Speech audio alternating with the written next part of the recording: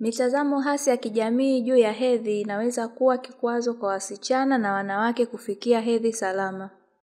Mara nyingi, hedhi inachukuliwa kuwa ni suala la aibu au la kufichwa katika jamii nyingi.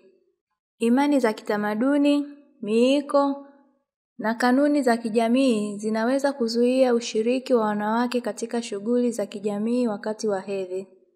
Hii inaweza kusababisha unyanyapaa na kutengwa kwa wanawake na wasichana, na hata kusababisha ukosefu wa ufahamu juu ya umuhimu wa hedhi salama.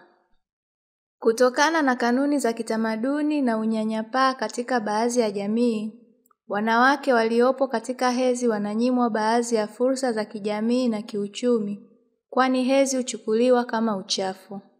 Hii inapelekea wanaume kutokujua mengi juu ya hedhi na mabadiliko ya kisaikolojia kwa wanawake. Ni muhimu kubadilisha mitazamo hasi ili kuhakikisha haki na afya ya kila mmoja.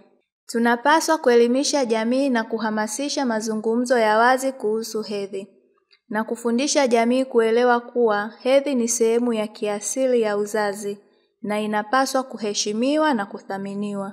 Kwa kufanya hivyo, tunaweza kusaidia kujenga jamii zenye uelewa zaidi kuhusu masuala ya hedhi salama.